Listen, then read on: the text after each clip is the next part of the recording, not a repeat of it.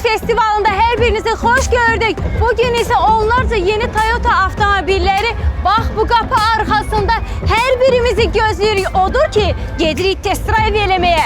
Getdik.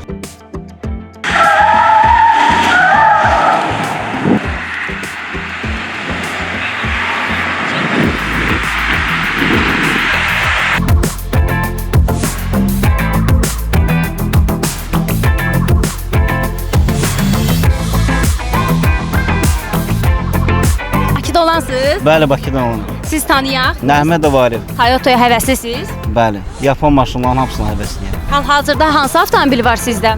Honda Accord. Bəs bunu niyə idarə edirsiniz? Yoxsa almaq istəyirsiniz, fikriniz var mı? Fikrim var. Aha.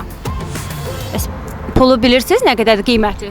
İnşallah Allahın köməyi yığıb alarıq da yəqin ki. İnşallah ümid edirəm bu test drive-dan sonra yəqin ki alarsınız. İnşallah. İnşallah. Onda uğur olsun, bir sürün görək.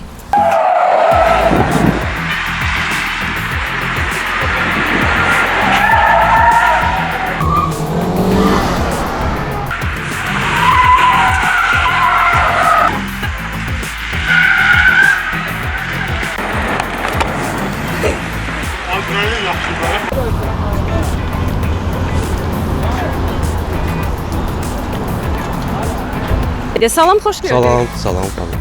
Nə təəssüratlar bağışladı bu Toyota Camry sizə? Super, qəşəng. Bəyəndiniz? Çox. Amma balacanı da biz göstərik izləyicilərimizə bayaqdan el sallayırdı. Necəsən balaca? Yaxşı, Adın nədir? iradə. İradə, sən indidən artıq avtomobilə həvəslisən. Hə, Sürmək istəyirsən? bəli. Adın nədir? Salam. Nigar, adım Nigardır. Nigar, bizim izləyicilərimizə bir salamlar. Salam izləyicilər. Avtomobil həvəskarları, salamlar. Sürmək istəyirsən bu avtomobili sən böyüyəndə? Hə, istəyərdim. Qəşəng avtomobildir. Papa yaxşı sürdü? Əla. Əla. Almağa dəyər bir sözlə. Hə. Ola bilsin papa sən böyüyəndə alsın sənin üçün də bu avtomobildən. Özü pul yığıb özü alaram. İnşallah deyək, arzularına çatasan.